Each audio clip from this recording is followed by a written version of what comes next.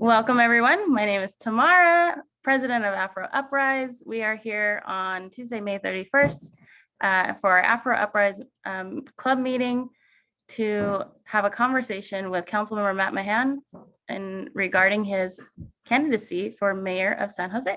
We also have Basil. Howdy.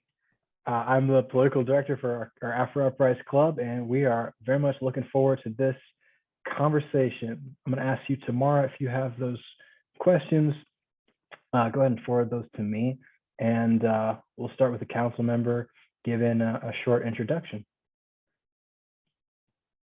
Okay, great. So let me move you to panelist. Where are you? Wait. There you go. Okay, awesome. And now I will go off screen here. And Mr. Mahan, we'll give you 2 minutes to just introduce yourself and your campaign, and then we'll get into the questions. Great. Hi, everybody. Thank you for taking the time. Thanks for having me. I really appreciate it. My name is Matt Mahan. I currently represent District 10, which includes Santa Teresa and Almaden in South San Jose. And I'm excited to be here with you. My wife and I are raising our 2 little kids here in San Jose and are very invested in the future of our city. And it's been a real privilege to go around the entire city, neighborhood by neighborhood, meeting residents, hearing their concerns, and talking about the future of our community and our city here. I'm motivated to run because I really believe that we can do better at City Hall. I've been a public school teacher in our community out in the Allen Rock School District in East Side. I've been a software entrepreneur. I built a couple of startups that promoted civic engagement in a nonpartisan way. We worked with individuals and groups across the spectrum to promote respectful, constructive civic engagement. And I really want to see our City Hall deliver results. If there's one word that sums up my campaign, it's accountability. I want to see us, when we set a budget, start by actually setting goals, baselining where we are today on everything from public safety to how much housing we're building, to the quality of our parks and the hours in our libraries, and then set goals for growth, for improvement, and track our progress and hold ourselves accountable, even by tying our future pay raises to our progress against the community's goals. So I think there's an opportunity to be more focused, to use more technology, to be more effective in government, and to deliver better results with our precious tax dollars. So that's something that motivates me, and I'm looking forward to the conversation. Thanks again for having me. Thank you.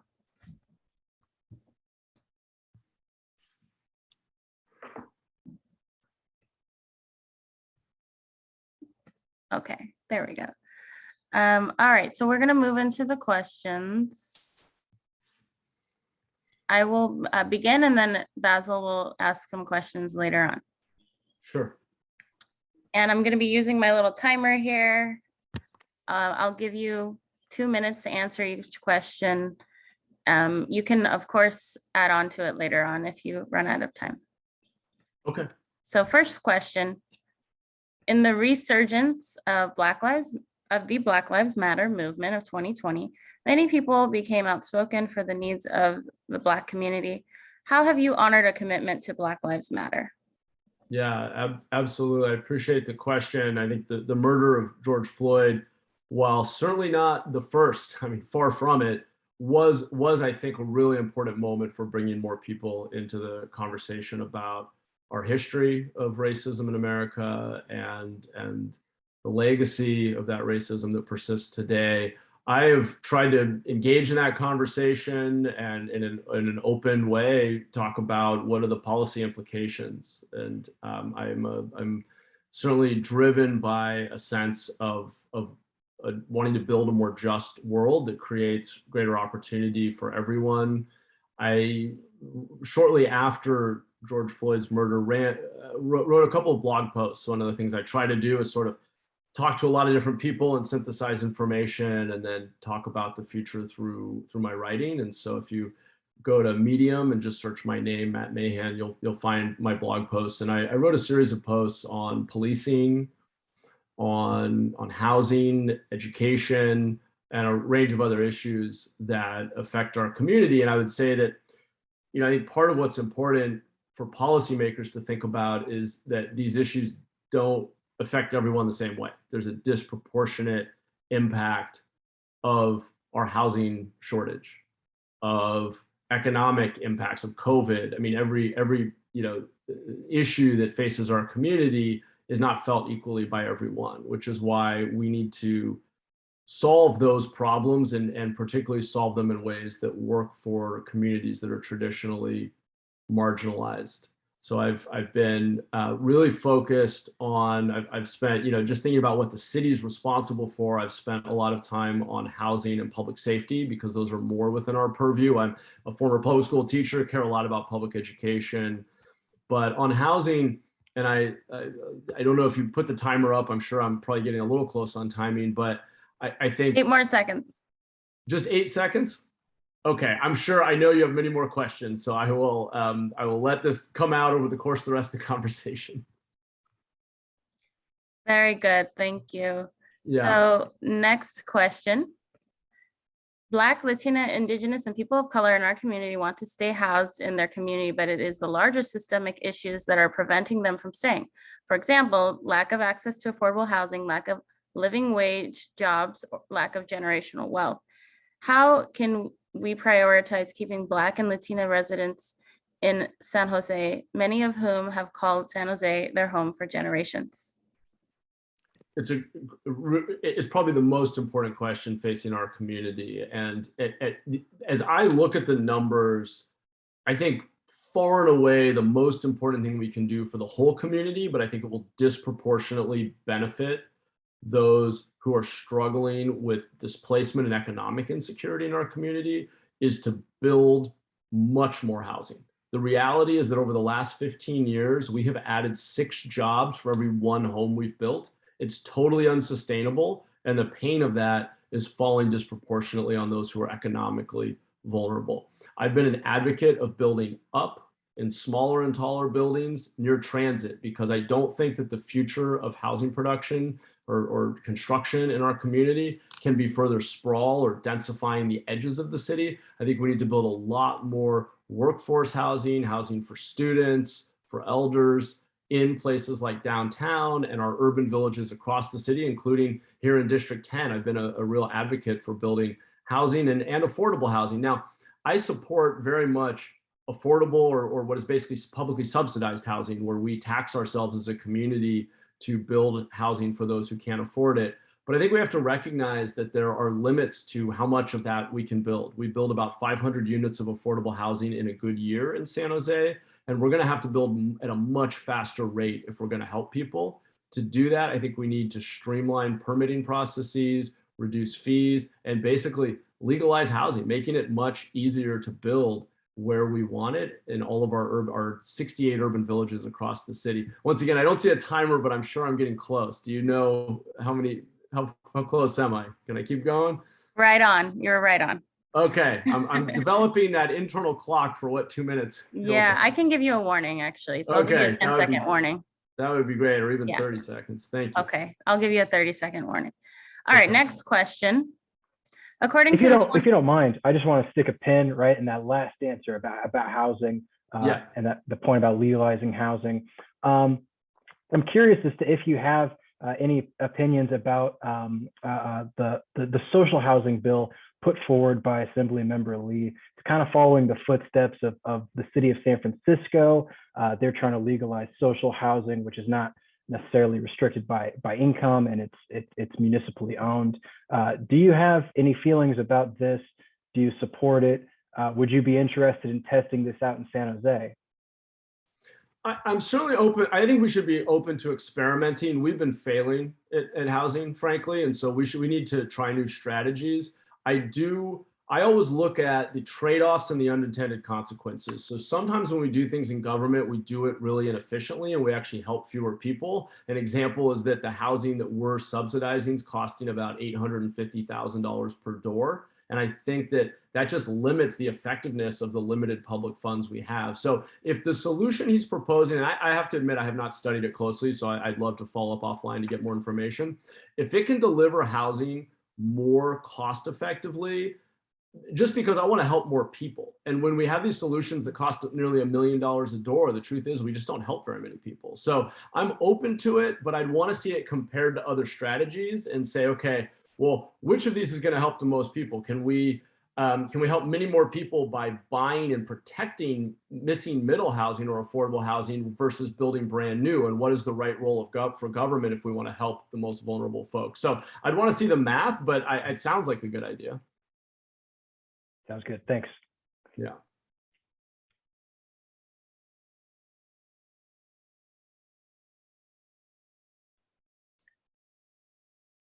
Thanks, Basil. Okay, next question, and I'll definitely give you your 30-second warning. Thanks. According to the 2019 San Jose Homeless Census and Survey Report, San Jose has a 3% Black population, but 19% of unhoused people are Black. How do you plan to provide services and resources to the unhoused community that will result in Black people getting housed in San Jose? Yeah, and that stat right there, thank you for the question, certainly reflects that systemic legacy we were referencing in the first question. I mean, that kind of disproportionate impact clearly shows that we as a society have not done enough to address the injustices of historical racism that persists to this day systemically.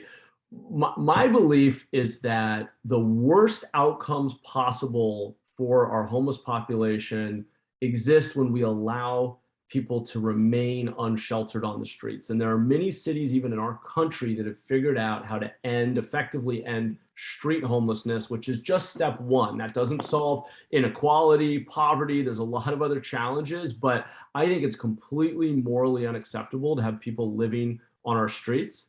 And we are taking way too long, and it's way too expensive for us to build brand new apartments for people. It's just not scaling. We're seeing more people fall into homelessness than we're housing through that strategy, which is why I've argued for modular prefab units, scaling them up rapidly. I mean, if this is really a crisis, we need to act like it. We would only need 50 acres of public land. And just for perspective, the county fairgrounds are 150 acres. With just 50 acres of public land and prefab modular units, less than $1 billion worth of prefab modular units, which was the cost of the Measure A bond that we passed a few years ago, we could provide shelter to every single person living on the streets. And of course, we know that's not sufficient.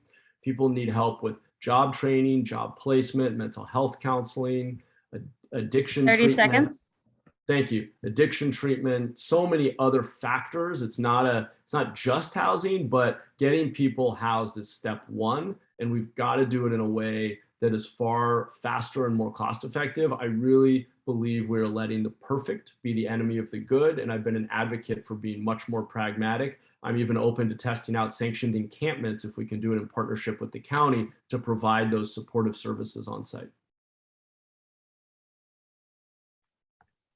Wonderful, thank you. You bet. Thank you. Next question.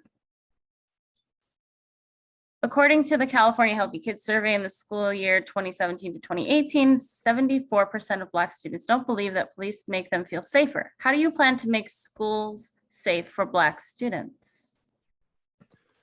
It's a great question. And as you know, we do not run the school system, but education is near and dear to my heart. And I believe every young person in our community deserves access to a high quality education. And to do that, they've got to feel safe. It's got to be a safe environment. So I'm a big believer in community engagement.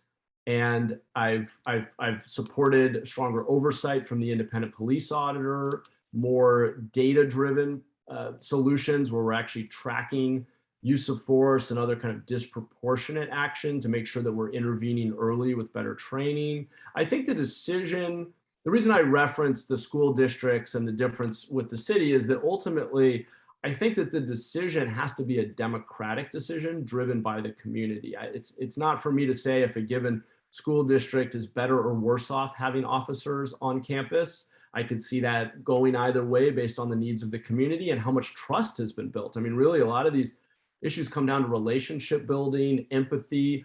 Is the community reflected in the staffing of the police department, which is a priority for me? And I think we've made a lot of progress there, but not enough in the senior ranks. And so I wouldn't, I'm not one to say we should never have officers in schools. I don't believe that. I do think it should be a community-driven decision based on the level of trust and whether or not the community feels that it's needed or not. And obviously that's a decision that needs to be made democratically through our elected school boards, which ultimately set policy for our schools.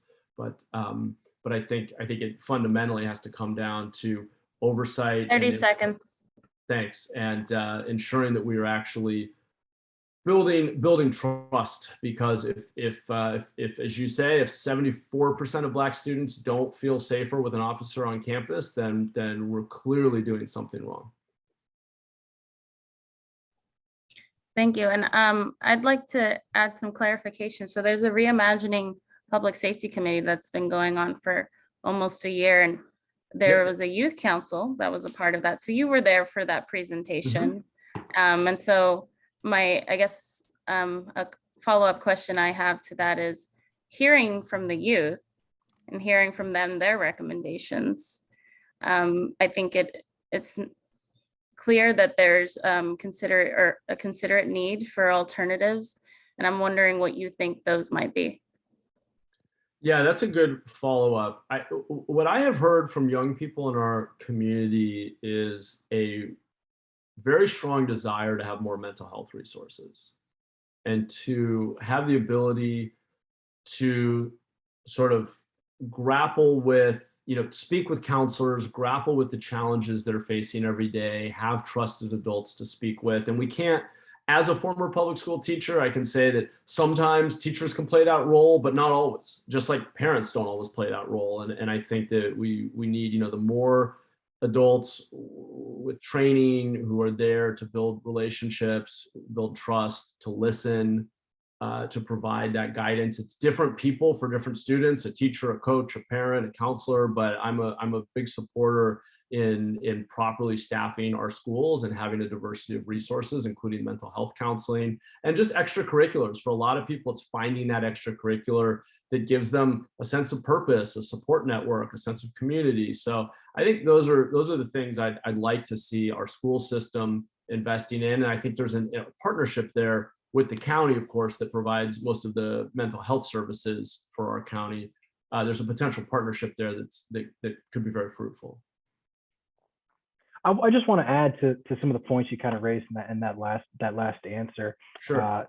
Talking about how you're speaking directly to the youth, and as somebody who used to be, the clerk of a youth commission and be very involved in that work, as well as in neighborhood organizing, I think one of the points of frustration for so many is that it feels like we don't have a real democratic infrastructure in the city of San Jose.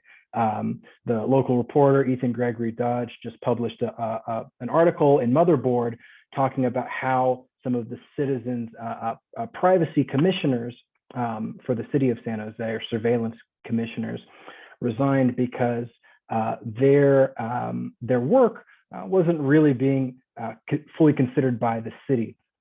So I'm curious, is increasing, the ability for citizens to have direct democratic inputs and track the responses part of your strategy? That's a great question. And yes, the short answer is yes. There's something special about our campaign, in my opinion, is the level of youth participation. We have over 60 high school and college students running our campaign. In fact, my almost entire, not quite entire, but the vast majority of my paid campaign staff are local college students on a leave of absence, on a gap year, basically, to run the campaign. I really trust and believe in our younger generations, and I think they have a lot to offer. I would argue, or I would offer, I guess I would say, that we have a lot of really robust participation mechanisms, democratic tools in our society that we underutilize. And voting, participating in campaigns, registering to vote, voting is one of them. Turnout in this election is one of the lowest we've ever seen, and that really scares me. And at the end of the day, we set up a system of feedback loops. Our democracy is a representative one in which candidates for office, for better or worse, the way the system's designed is that they're incentivized to really pay attention, at least during campaigns, to the people who vote. And it's we have limited time, limited resources, and so most of the polling is done with registered voters. Most of the doors we knock on are registered voters or people who turn out to vote. And certainly we can try to get candidates to do what I'm doing and expand the electorate and reach out to young people and knock on the doors of people who are less engaged. But the truth is most candidates with limited time and money just focus on the people who always vote. And we kind of get this law of diminishing returns. And so I think it's really important that all of the community groups that care about good community outcomes are doing the work of civics education and getting people registered, explaining to people why it matters, and just that we're diversifying the electorate, I think is really important, because we're seeing really low turnout, and it's from a it's not a very representative sample of voters, and that hurts the community, in my opinion. I'm going to push back just a little bit on that question, because you said that there's a lot of different ways for people to get involved.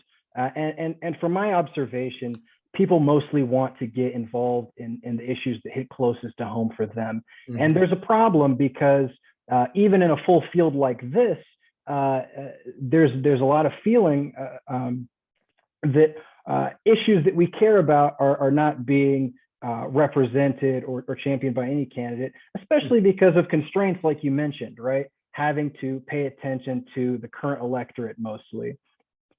And I see this as preventing that potential electorate from expanding, because there's so many people across the community who aren't able to engage on the issues they care about and aren't able to see progress or a way in. So when I talk about increasing democratic capacities, I'm really thinking about things like, how are or do you plan on directly implementing feedback from neighborhood groups, or increasing sort of the accountability for council or administration to listen and work with commissions, Yeah.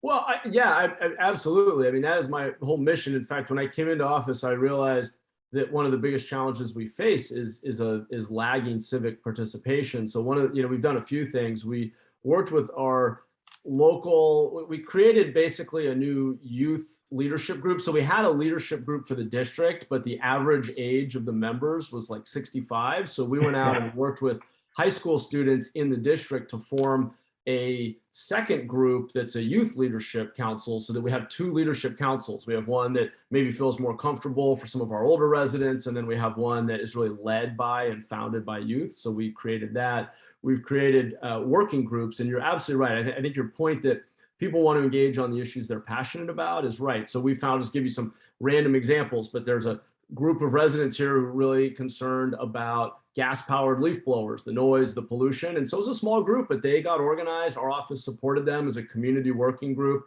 We saw one formed around mental health, one around trash. I mean, just, speeding in the neighborhoods, a whole range of issues. And we've partnered with and said, anytime that 5 or more residents in District 10 come together around an issue they're passionate about, we will staff them. We'll give them access to City Hall. We'll invite them in. We'll introduce them to city staff. We'll help write legislation with them as long as I feel comfortable and I'm aligned enough with what they want to do. And so that's one angle. There are a lot of ways to participate, but I also think there are a lot of barriers, part of which is just people are busy. They're stressed out, they're raising their kids, or they're studying, or they're trying to get a job, or they're, making ends meet. And so we have to make it easier. I also authored the memo last year to ensure that we keep hybrid meetings, so that we invest in Zoom and ensure that all of our meetings are on a format like this, so people can participate on the go from their phone. I'm a big believer in civic participation. But at the end of the day, the point I've always made, I built 2 software companies all about promoting civic engagement, broad-based, nonpartisan, everybody getting registered and engaging.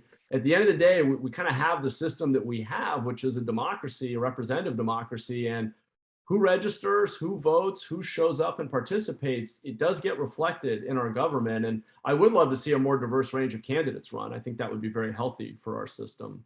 But I do think that we get the government we deserve in the sense that it kind of reflects the community's level of engagement. And we've got to, educate and inspire people to engage, because that's what determines outcomes.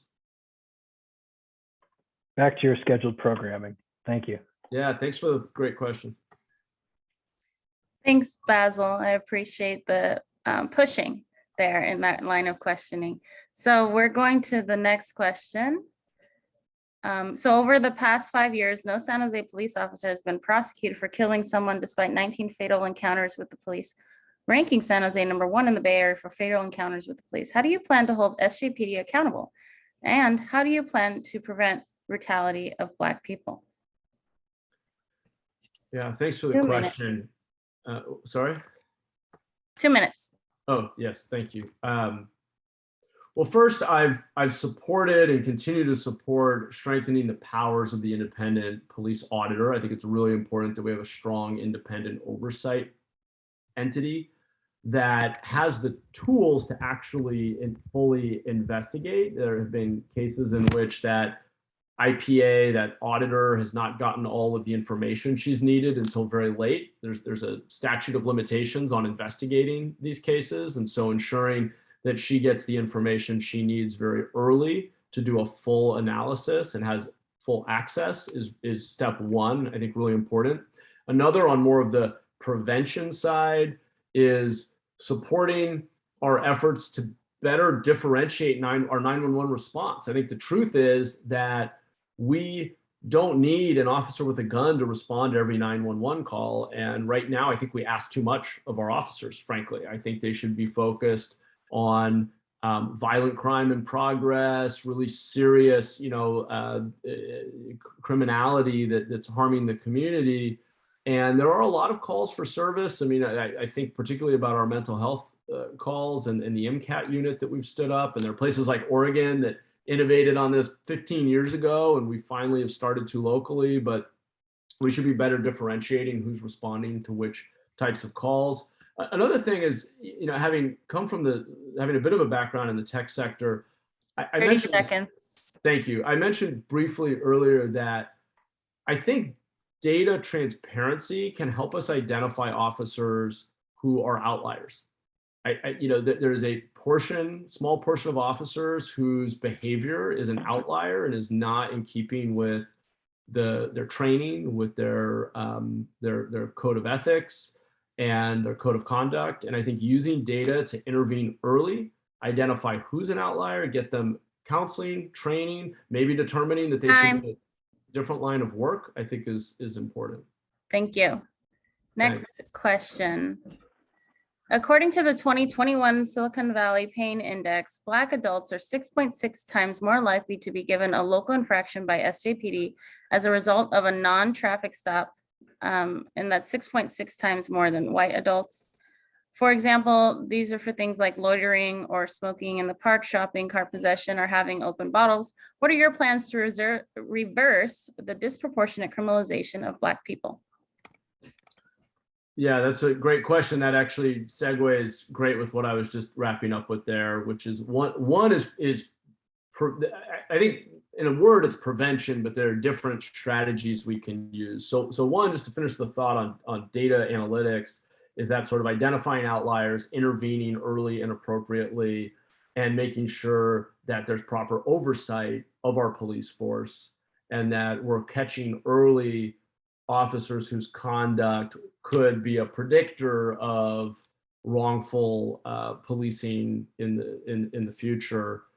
Another, though, is some of the things that you just described, like loitering or shopping cart possession, some of which may, sometimes when an officer uses their discretion, I mean, it could be, this is not criminal behavior. It could be, a stolen shopping cart is a stolen shopping cart. But I think part of the way to prevent it is to invest in our communities. We talked about ending street homelessness, making sure everyone has a home and a place to live, addressing mental illness, having alternatives for addiction and better treatment, expanding the programs and the services that help people be empowered to lead fuller lives and to address things like homelessness and ending street homelessness would have a huge impact on these policing activities. And so it's part of it is about training and focusing on the police department. But I think a lot of our work really has to be all those factors outside of the department. And the police are kind of at the, policing sort of at the end of the line. And we kind of, I think we need to go upstream and better address the underlying issues that may be leading to somebody illegally possessing a shopping cart. Like, I don't want to see us criminalizing homelessness or spending a lot of time focusing on shopping cart theft, right? That's not a good use of anyone's resources. And to enforce those laws, we're actually impacting people who are already really struggling. So I think, the best cure is prevention. And that's going to be getting upstream with some of the things I was just describing, like housing, mental health, addiction treatment, better improving our education system. Thank you. And sorry, I forgot to give you your That's okay. your cue there. Next question though, so right on time. There's a long and rich history of the Black community here in San Jose. What is your economic plan to work with the Black community to help empower and promote generational wealth? In addition to that, how would you support opportunities for first-time home buyers, entrepreneurship, housing assistance, and other community assistance? Yeah, this is a great question, and one that I care a lot about because I'm a believer, as I was just sort of saying on the last one, focusing on the end of the line when somebody's being approached by a police officer, maybe for illegal activity or not, is not a great, we only have so much leverage there. I'd rather get upstream, which is why I love this question. So it's education, it's supporting entrepreneurship, first-time homebuyers, the things that you listed. One thing we're doing at the city that I'm really proud of is the work we're doing with Google, which I think can be a model for other cities that are growing in our city. Other companies that are growing in our city, to invest in a community fund that can specifically target those kinds of investments, expanding first-time homebuyer programs, maybe explicitly for people of color, targeting programs that support our entrepreneurs, streamlining permitting processes and helping them with marketing or other sorts of support. Housing assistance to keep people housed. We know that investing just a few $1,000s up front to prevent someone from becoming homeless saves a huge amount of human suffering and public cost down the road when we invest in prevention. So I think we know a lot of the strategies. It's the things that you listed. What we haven't had are the resources to make those targeted investments, at least at the scale that we need. And so that's where engaging the private sector is important. We can only ask the average taxpayer for more money so many times. There's not a lot of support for growing the tax rates right now. And for good reason, people are struggling. And so I think asking companies that are doing well, that are growing here, to invest in the community and take care of their own backyard is a great starting place. And the fact that Google's committed $200 million over the coming years is a great start. And I'm very optimistic about what that investment's going to do for our community. All righty, perfect timing. Sorry, didn't want it to go off. All right, next, Basil's gonna ask you some kind of lightning round questions. So I'm gonna bring him to the spotlight here. Go ahead, Basil. Yeah, I have a few primarily yes or no questions, then we'll move to the general membership. The first one is, do you support a gross receipts tax or a progressive tax in San Jose? Well, I was responding to a Q&A from your audience there. Apologies. We just passed a commercial linkage fee. So I want to see how much revenue comes in, what the impact is on jobs before we consider any more additional taxes on businesses. So I would say not at the moment, but I'm open to looking at that in the future. Do you support the removal of school resource officers from schools? Well, as I said before, I think that's a decision driven by the parents and in the community there and the school board. I think different decisions will be right for different schools or different communities. Do you support an alternative to the mayor's gang prevention task force? I would certainly, but I need to learn more about what we want to do to make it. If we think we can make it better, let's talk about what exactly that would look like. But I'm certainly open to that conversation. Do you support decriminalizing the unhoused community? Yes, in the sense that we do not criminalize homelessness in San Jose by and large. You're not, but I think I understand your point. Yes, I do not want, no one should end up in jail for being homeless, as hopefully our conversation is made clear. Do you support increasing funds to the San Jose Police Department? Increasing funds? Yes. Yes, and differentiating our responses. So more like the MCAT model, more community service officers, but yes. Thank you. All right. Let's get started with these. First, I'm going to see if Walter Wilson wants to join called his answer or with his question. I just promoted you to panelist, Walter.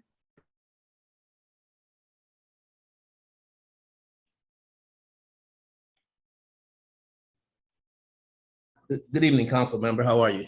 Hi, please call me Matt. I'm good. How are you, Walter? Yeah, you're my council member. I don't know if you know that or not. Oh, all right. So you're my boss. By the lake. And, you know, I don't know if you know anything about me. You may or may not. I'm a former state vice president in NAACP, longtime civil rights advocate.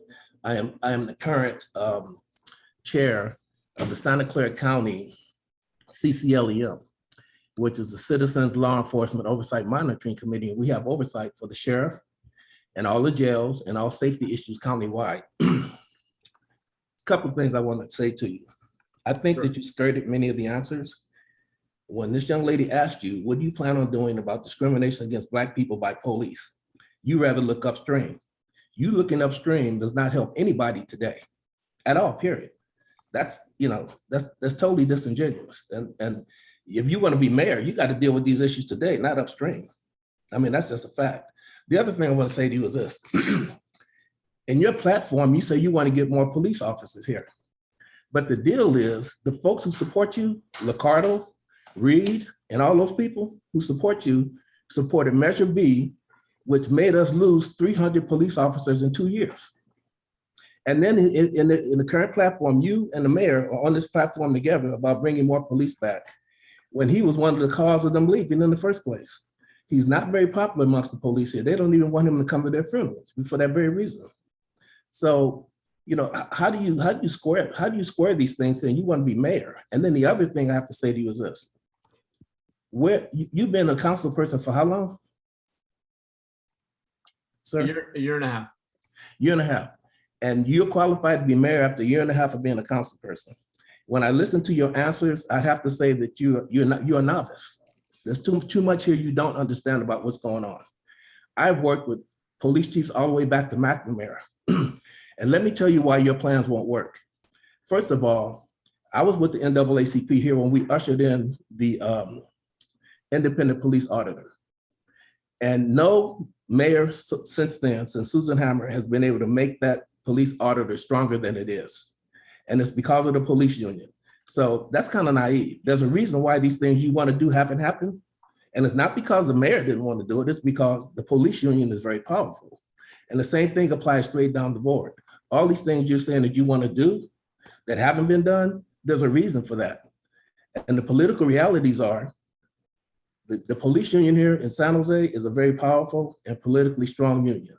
You go against them at your own peril. That's why none of these things have happened. That's why you'll never see a real strong police auditor. That's why when you saw Strong, when they got rid of him, in like 5 minutes, he was gone. So I just wanted to clarify some of those things with you. Thank you very much. Thank you, Walter. I appreciate your perspective. Let me just try to quickly touch on a couple of things. On your final point there, it's not true that no one since Mayor Hammer, whose son, by the way, has endorsed me, but it's not true that we haven't expanded the powers of the IPA. In fact, the voters significantly, and I was a big supporter of this, expanded the powers of the IPA just in the last election cycle. And I think we need to do more because at the end of the day, having an independent police auditor with oversight powers and the ability to get the information and evidence necessary to fully investigate claims of abuse is really, really important. It's one of the most important tools we have, and we have expanded the power of the IPA. And I think You have, and it's marginal, very can- marginal, not to the point that they can go investigate, police shootings and all those things in a timely fashion. I'm right there in the midst of all this stuff. Like I said, I've worked with every police chief since McNamara, probably before you were born.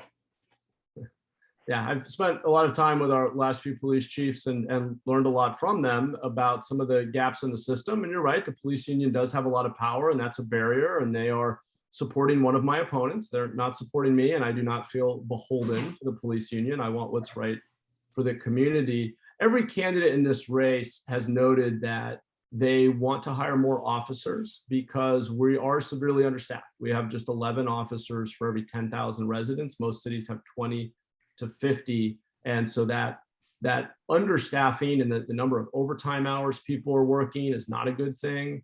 Having more resources for community service officers would be great. I think the fact that we're not doing any traffic enforcement in the city is a problem. We're seeing pedestrian fatalities at an all-time high. So there are some real staffing challenges. And I think that staffing, I don't think the answer is to defund or cut staffing at all. On the final point that you made about ducking the question, I don't think that the only answer is to get upstream. I do think investing in the community, things like education and mental health care and jobs are important. And if we don't do that, I think we can overly focus on people on when they're at having their worst day or have already been made very vulnerable by our system. But no, I think that the reason I talk about data is that the most objective and easiest way, best way, I think, to change a culture is to make very clear and explicit for everyone to see what's happening. To have real transparency is the beginning of accountability for policing in a just way. And so I think that's really important. I think it's training, it's who we recruit, it's accountability. It's that when people break the law, that they lose their job. And so you're right about the power of the police union, but I think that working together as a community, we can demand accountability from our police force. But still, and I'm going to say this, still yet, and this young lady used data, these percentages, like for example, 20% of Black people who are arrested with use of force. That's been a consistent fact for 15 years. The use of force, we represent less than 3% of the population, 20% of the use of force. So, but still, yet the question still remains, one second, what do we do about the police who are discriminated against Black people on the streets and arresting them disproportionately because of their race? That's the question on the table. Yeah, and so what I've said is they should have to go back to retraining, and if ultimately they can't change their behavior and be in line, they should not be police officers. I agree with that, but tell that to the police union. Well, like I said, I'm here in this spirit of dialogue to learn and to work with you to get better outcomes for the community. I'm not supported by the police union. There are other people endorse on all sides of these races. I'm just trying to call it like I see it and push forward policies I think will benefit the whole community. But I appreciate your feedback and would love to continue the conversation. I hope we can continue beyond this meeting. No, you ran a great campaign, but still, I think you could use a little more seasoning before you. Let me say a word on that since you brought it up, and I appreciate it. I will say I look younger than I am. I am not convinced. I'll just say this. I'm not convinced that the answer we need in the public sector right now is more time in the public sector as an elected official. Well, considering your position, I would say the same thing. Well, Walter, let me just say this. I grew up in a working class family. I came here as a scholarship student. I've been a public school teacher in the community. I built 2 successful software companies. I'm raising kids here. My wife runs a high school out on the east side called Cristo Rey. I've been following you for many years. You just don't know me. Okay. I've been following you for years. I worry that, I appreciate that. I worry that somebody who's been in office for 10, 20 years is going to bring more of the same. And I think we need change. Thank you. Okay. I just want to focus on a little follow-up on just the notion of getting upstream. And I think that maybe one of the holdups that a lot of us have is that there's no direct way to use these upstream tactics, approaches to things like profiling, right? Things like use of force, things that factored into the death of Black residents like Demetrius Stanley recently, or who was, stalked basically outside of his home and murdered by police in an unmarked vehicle while his family was arrested, or Keon Green, who tried to subdue a gunman inside of La Victoria's, but was shot when police arrived on the scene. These are the kind of things where there is nothing on the end of the resident that needs support beyond their immediate safety. So this is kind of what we're looking for, a specific answer to there. Totally, and it's got to be both. I didn't mean to imply that it's either or. I just think sometimes we only look at the downstream outcomes, and I understand the urgency of now and the need to certainly have oversight to fire police officers who break the law and on and on. I mean, all of the improvement in the here and now of policing is vital. I also think that we would be overlooking a really critical factor if we weren't also talking about mental health care and jobs and education and just making the investments that came up in our Q&A earlier that also will help create greater equality of outcome in the community, that will, I think, also mean that we won't have such an overrepresentation of people of color. We got that. We locked that answer in. That came across loud and clear. But there is a problem when our police auditor is not very strong. It's not a very strong office, and if there's not going to be an expansion of democratic power that I alluded to in an earlier question, we're really at the mercy of mayoral candidates or council members such as yourself to govern and restrict the police so this doesn't happen, because there's nothing oversight can do when somebody's life has already been directly affected in this way. And we see a city council that in its entirety has pushed back on even the most small of reforms since 2020, banning use of force in the form of rubber bullets. So really, I want to push further, because in conversations with within our community, none of us are satisfied with what you're presenting in this answer, which is more of what we have.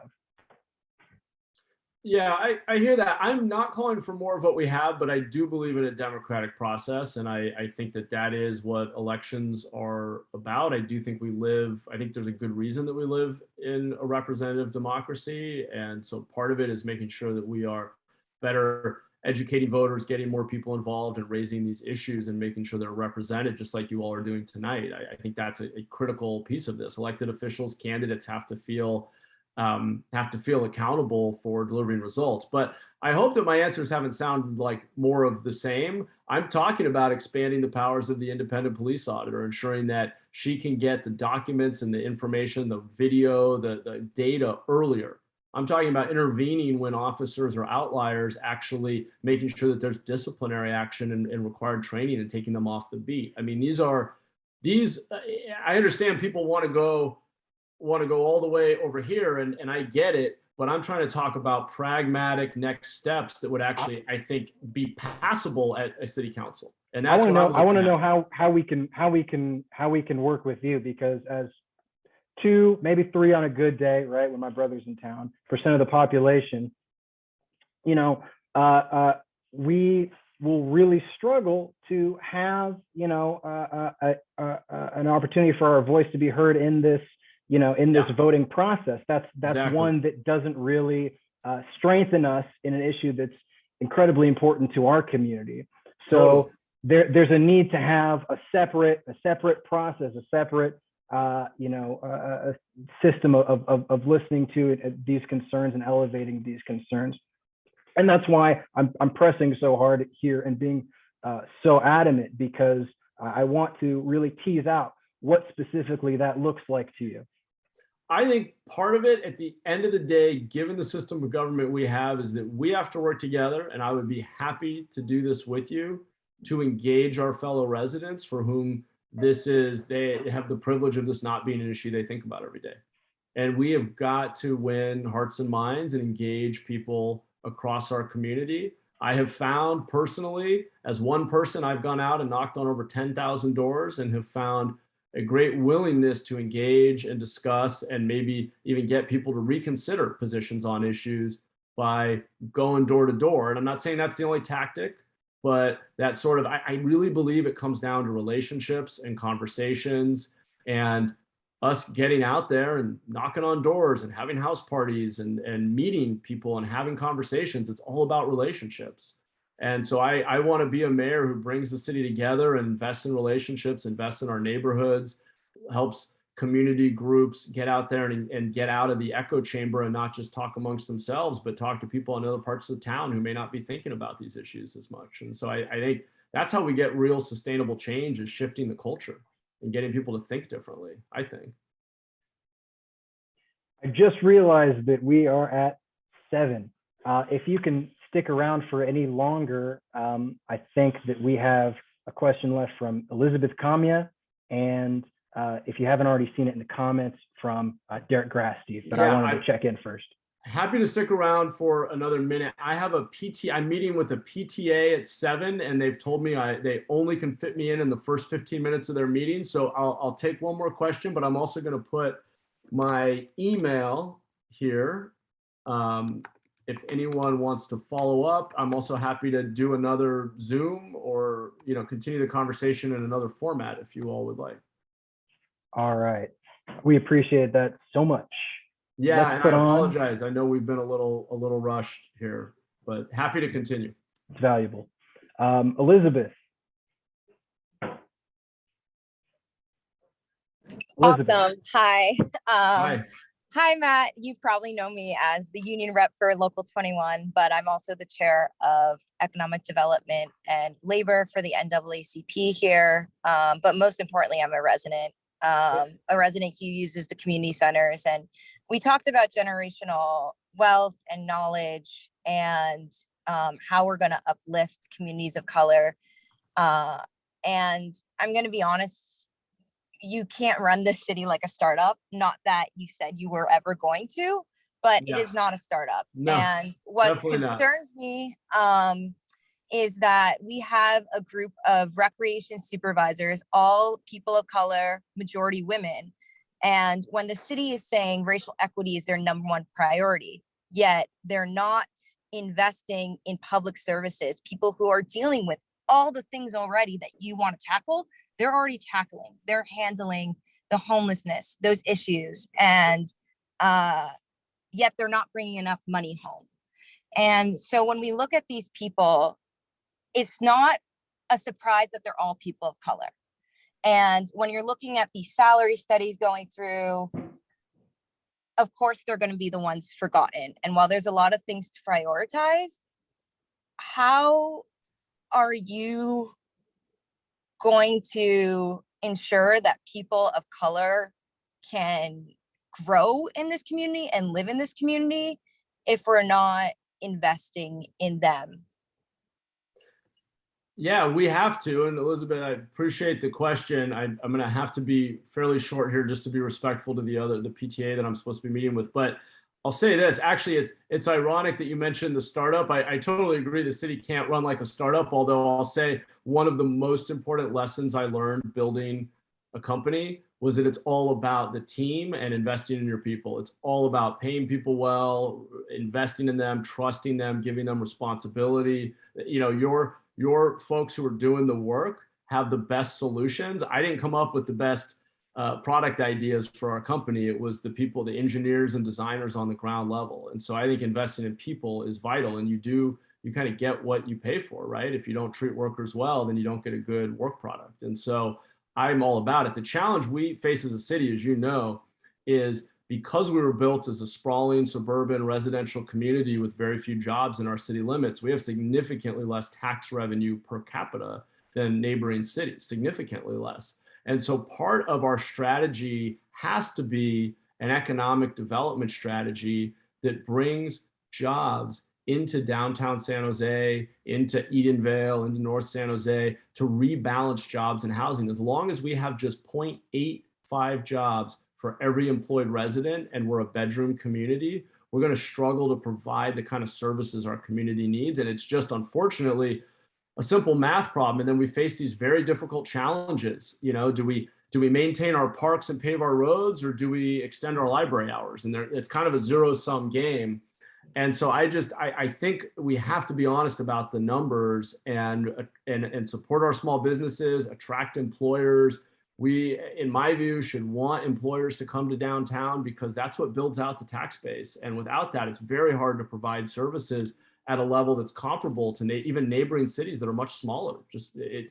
So I'd be happy to dive deeper into that. I think it's really important to kind of understand the math behind it because that's our big challenge.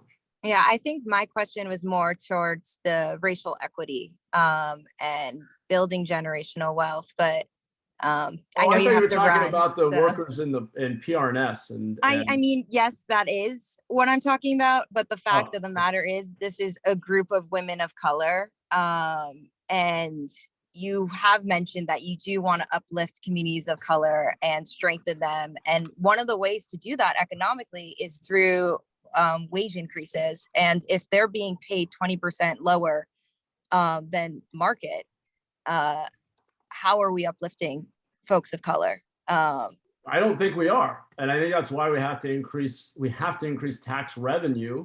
And I think, unfortunately, the vast majority of our voters are not going to vote to increase their own taxes at a time of inflation and economic insecurity. And I think that encouraging a rebalancing, bringing more jobs to San Jose, encouraging the growth of our small businesses is the best way to grow the tax base so that we have the revenue to better pay our employees. Because I think we are not doing sufficiently well by many of our employees because we're forced to make these very difficult trade-offs, unfortunately.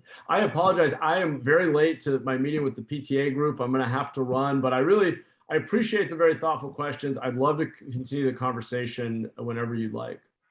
Awesome. Thank you so much. Thank you all so much. I really appreciate it. Thanks for having me. And my email's in the chat, please. I know there were a lot of great questions. I'd love to follow up on all of them. Excellent. Please reach out anytime. Thank you all. Take care. And for our members, stay on the line. Yes. Thanks, everybody. And thank you everyone for joining. So I'm going to end the recording. I'll post this onto YouTube and everyone will be able to view it for their reference and so they can make a nice and educated decision when it comes to voting. Okay.